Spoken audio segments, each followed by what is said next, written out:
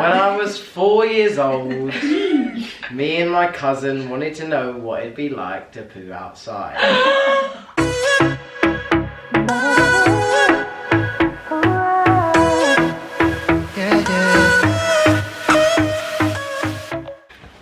Welcome to Behind the Scenes with Izzy Bishop, and today I am sat here with the amazing theatre company Blind Elephant. Hello. Now, as we all know, it's really difficult to get into the theatre industry, so what better people to be talking to that have actually started your own theatre company and not just been sat there waiting by the phone. So you guys have a new show on coming up. Do you guys want to tell us what the name is, a little bit about it? So the play is called Games, or two plays, two half-an-hour plays, and they're done back to back. It's called Games and After Liverpool, and it's by James Saunders.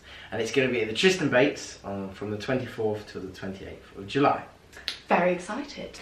Right, so I want to get to know them all a little bit better, and we do actually have a fourth member of your theatre company. We killed him. Yeah, he's out. He doesn't mean anything. He doesn't to like us. him anymore. Yeah, he's not here. So I mean, he was called John, but he's not here. So I want to get to know you guys a little bit better, and I want you guys to explain your life and tell us about yourself in 30 seconds. So starting with you, Jess. Okay. Are you ready? It's gonna be tricky. Can we do Johns together? So we do all of ours, and then nice. each three of us try to do Johns in 30 seconds as well. Yes. Okay. Good. Are you ready? On your marks. Get set. Go. My name is Jess. I was born. I was born on the 13th of December. I was a Christmas child, and my mum nearly had me in the back of a car. I lived in France for 7 years when I was 7 to 14, and then I came to Tring, met these wonderful people. I've worked a bit as an actor. We created a great theatre company. I live in London in this flat. And which I love. Oh, yeah. Wow. But I'm like really insulted. You said I met these wonderful people. Hello. Oh, sorry. I forgot. Thank you very much. You were the year above. It was different. It was different. I love how Ross said, like, should we talk about theatre or do we talk about ourselves? And you spoke about your birth. Yeah, so that was. It's an important place to start. That was. Okay, you ready, Ross? Okay, On your marks, get set, go. I'm Ross. I was born on December 23rd. Also 10 Christmas days. baby. I'm an Essex boy. I've got two sisters, a mum and a dad, and a dog. I grew up doing loads of musicals as a kid, and then got into acting, and then did other acting stuff, and it was great. And now I'm a professional DJ as well. I do a residency at Fabric. I produce my own music, and my track got played in Ibiza last night, which was amazing. Yeah. And I don't know, the life's exciting. That was good. My girlfriend is called Jemima. Yeah, I was going to say she'd be very insulted. And you've been with her For 6 for years. so long. For 6 so years. long. It's going good. All right, Sammy, are you ready? I am. Go. Hello, my name is Sammy Moore. I was also born on May 31st. I'm a summer child, and I went to Tring, met these lovely people. Thank you. And I've been presenting and stuff since I was like 12. I grew up in Dubai, so I did some presenting out there. And then I came over to London, went to Tring. Then I've started acting. I do some like children's TV, and also now I'm in a theatre company with these great guys and doing our own stuff, and we're loving it. Things are Yes! Bang on 30 Alright. seconds. Well done. Right, now you guys into John's. Go. John was born on the 1st of October 1994. Oh. 5 seconds. And he grew up in Luton with his family. John was in Les Miserables with James Canane, I don't know, and then he went to Tring, and he Met these lovely people, and he loved art. He was really good at art. He graduated from Tring. He now lives in Loughton with Betty Simons-Demple, who also went to Tring. And met these lovely people. And he's a really good artist. And he's a really great artist. And he's Funny. now. Really and he's well now. We'll never know. We will never know. You've been to the Fringe. You went back in 2014, am I right? Yes, And that's when we first went. Yes. And you guys did Beckett, you did Endgame, and now you're doing James Saunders. So you're very interested in theatre of the absurd. Why is that, Ross? Tell us. Oh, do you God, like put me on the absurd spot. theatre? I don't know, because I think we've always wanted to do stuff that usually, if we were auditioning or being given the opportunity, stuff that we'd never be given the opportunity to do. And like because they always do say, like, don't do Sarah Kane, don't do. Yeah, and I think when we told people, or it was John's idea to want to bring Endgame, and then when we told people we were doing Beckett, people were like, "Ooh," and we were like, that was a drive to go, okay, we'll do it. Yeah. Because it's like, if everyone's telling us not to, then we do it. Yeah. And then we've also just stuff we really like care about. Like, even in like Games and After Liverpool, there's a lot in it that we like. we think speaks to an audience, and We I believe think you believe in. I don't think it's not right to do stuff that you don't believe in, especially as a theatre company. So I think the stuff that we've always done is, and even in the topics of Endgame, like it's always been stuff we've believed in, and just theatre we really enjoy. And we're not doing absurd theatre of the absurd because we want to do theatre of the absurd. We're doing plays that at the moment just so happen to be theatre of the absurd. But they're, especially James Saunders, he's not absurd like Beckett is. He's absurd in a whole different way. He's just making a point about theatre, but it's still quite coherent and you can understand it and it makes sense. Yeah, and whereas Beckett, sometimes you can quite easily get lost in it because there's so many words. Yeah. So they're very different, absurd, but we're doing them because we think people need to see them. Yeah. That's usually why that's where we start. What do we want people to see? Yeah. But I'm sorry. No. But I think we very much enjoy like the idea of not doing it theatre in the norm way that it should be done. Like Games and After Liverpool breaks kind of boundaries of what you do in the theatre, and it very much involves the audience a lot of the times, especially in games. So if you don't like being dragged up on stage, I mean, don't go. We might not drag you on stage. Who knows? But it's not. But the thing is, it's not about audience interaction. But what our motto as a company is that our shows are about the audience and they're for the audience. Yeah. And they're not for us. Yeah. So we're not doing it because we want to get a satisfaction for ourselves. We do the shows that we do because we want the audience it to be about them and to have an effect on them. And that's been like the main motto that we've always had. Yeah, that's so interesting. I think like theatre at the moment is definitely going down a route where it is exploring like topics that are happening at the moment and really sparking debate instead of just being about a man meets a woman and they fall in love. Like I think that to me is the most interesting theatre, when you go and you kind of don't really know what you've just seen, and you leave the theatre asking questions. Because otherwise, if it's given to you on a plate, then you're not. Yeah, it's nice and complete and whole, and then you do nothing with it. Yeah. Whereas if you go away and you're like, oh. Do you think, Jess, this is where you want to take your theatre company? Do you want to carry on going down theatre that really involves the audience, as Ross said, and ask questions? I suppose it's also like we've often, especially with James Saunders, people have come up to us afterwards saying, "Oh, who's James Saunders? Who wrote it?" And I think we've been so lucky in the pieces that we've done that we've had brilliant writers behind them. And the second one that we did was John wrote it, and we like believed it. Yeah. And we bright ideas. Yeah, I saw that, and I was like, "Who was the writer of that?" So John wrote it, so we really believed in what we did. But people have kept on saying like, maybe you guys should devise something, maybe you should try and make something of our own. And we've always been very lucky that we found writers that we completely agree with, and we believe in what they're saying. Even if they're quite old writers like that aren't around anymore, they're really relevant to now. Today. And I think we all go watch so much theatre that we also know not what to do. If that makes sense. Or at least what we don't like. What we don't like. And especially at the Fringe, you see some of the most incredible stuff. Then you also see some stuff you're like, I didn't like that. And we all often, I'd say, quite agree on things that we didn't like. So as long as we keep, I guess, morally on the same page, and that we believe the theatre is for the people that are watching, not about like, look at us four actors being fabulous on stage. I think no matter what, I hope that we create great things that people will enjoy. But as long as we stick to that motto. It's something someone has said to us recently. It's like, you don't have to be achieving like the famous people are. You just have to be doing things that haven't already been done. Be bold and do things that weren't there before you did them. Because there's so many people that do the same thing. That was advice given to us. Was it? Yeah, and it's something we probably kind of want to stick to. And I think, and more often than not, when we go watch theatre together, like me and Ross went to go watch something last week, and we came back and we were like, they did this thing, and it was unreal, and they like had like what did they have? What, the confetti cannons during the show. And we were like, we should put that in our show. It's an octoroon at the National. Yeah, it's go and watch it. So good. It's brilliant. But it was like you were saying, like we always take things from what we see and go, oh my god, we've got to implement something like that into our shows, because it's like it's not comedy. It's just like being inspired by something and go, wow, that's how I think theatre should be done. That's how I want to be. But you've got to, because otherwise there's so many ideas in the world, 100%. and then like you're not taking only one person's idea and it being a copy. Elements of it. We're taking their boldness, I think. The thing that they're the boldness that they're choosing to do, and then you're going to be the best. It's just like we're just taking the little things that they've thought about in detail. We're like, that's so. I wish we could incorporate that, and I suppose we try to. In some way. And so I have to talk to you guys about devising and working as a theatre company, because when I came in today, they were having a very mature conversation, and you guys seem to have a really good level head and work really well together. Obviously they're best friends. How do you find it though, working, Sammy, like in such close proximity with your best friends, that you don't want to upset their feelings, but at the same time you do still need to create good work and be professional? First thing I would say is I absolutely love it. It's it's the best thing. Getting to do what I love with the people I love. Yeah. That's really what it is. That's the best thing.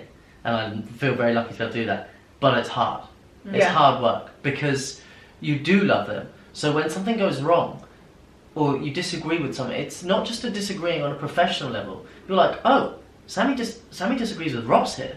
We've been best friends for 7 years. This is very strange. Yeah. We need to fix this because how can we keep going if we don't? Yeah. And I think something that we're quite good at is being very open, honest, and not just. Although it comes with practice, we've not always been good at it, and sometimes we slip.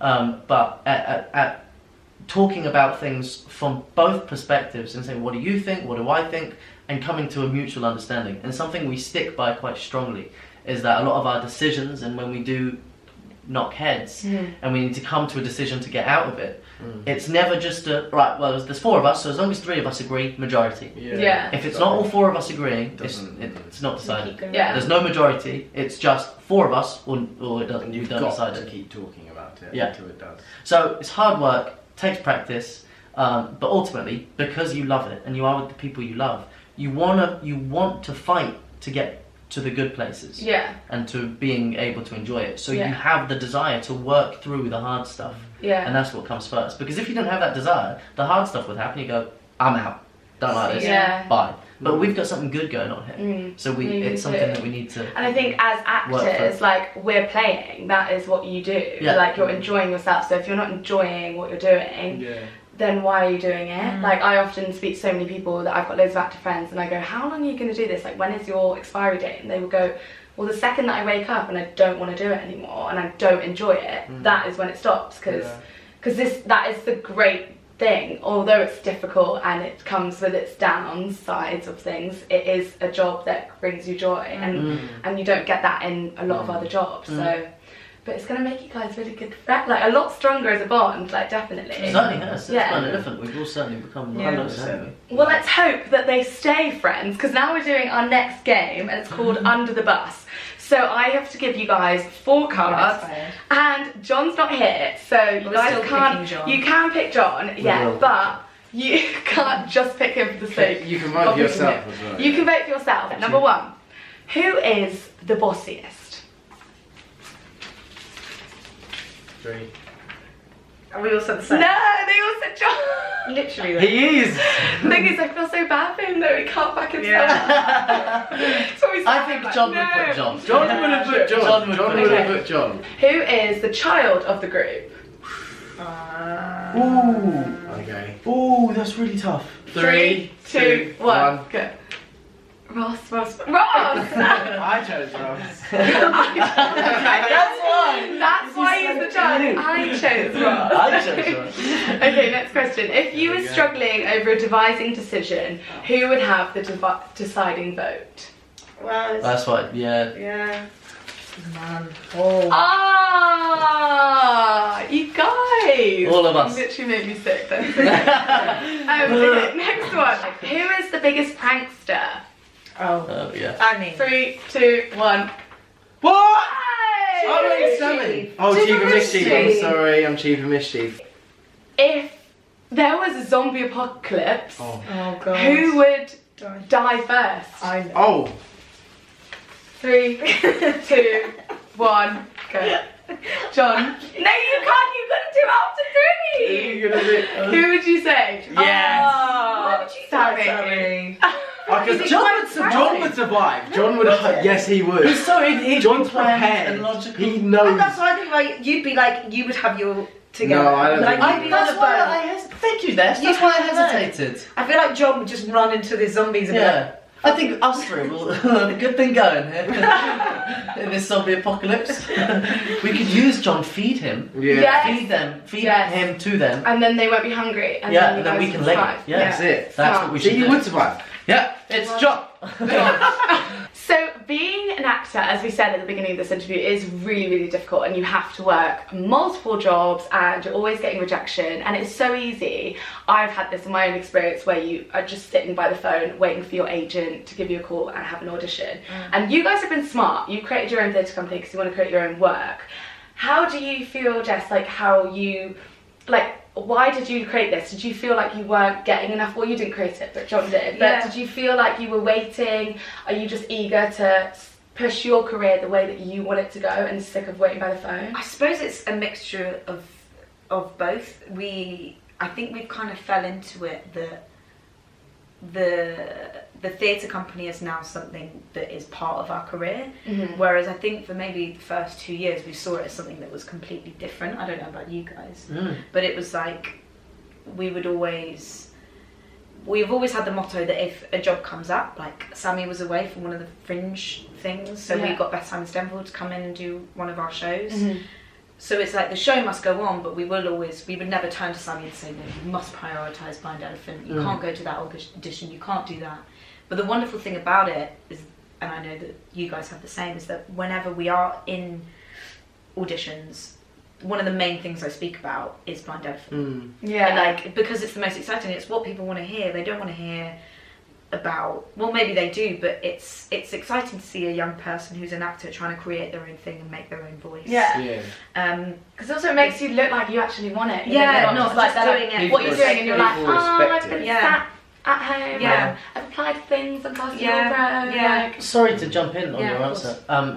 So remember I said we were given some advice to be bold, do things that weren't there before. So that was actually given to us by Andrew Scott, the actor. Oh wow. So we were really lucky to get the opportunity to meet him. Yeah. And we started talking to him, and as soon as we said that we were making we had our own theatre company, he loved it. He was like, that's great, that's what you guys need to do. That's amazing. Stick with that, push that. And so it seems like there's like a new wave in our generation of this industry of doing your own thing. Because a lot of it has been as well that a lot of people have been to drama school, or a lot of actors our age have been to drama school or are graduating, and that's when they form theatre companies.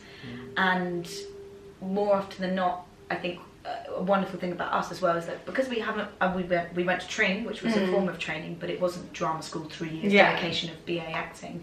We haven't had that, so our things like our warm-ups and the way that we choose material and the rules that we have and our ethoses are all probably because we haven't been to drama school. So and we all have worked, and so we know it's almost like the best combination of knowing when we should stick to our guts and know what we believe as a theatre company, and whether that be wrong or right within the industry, we just know that's morally that's what we want to do. That's what we want to do. But also a good amount of that's not how the industry works, and we are aware that it is a business, and sometimes you have to think of it like, oh, I'm going to have to chat to that person in order to get here. And so absolutely right. Like it's the best combination of both, and we all respect that. I think it's not anything that's been a problem. I don't think. I think I've seen in the last 2 years of us being a company, it's like it's gone into like a next gear of like, oh, this, like you were saying, this is business and career, and like we're actually starting to reap a lot of benefits out of the company from doing shows and meeting people that we would have never met if we hadn't have done the shows, and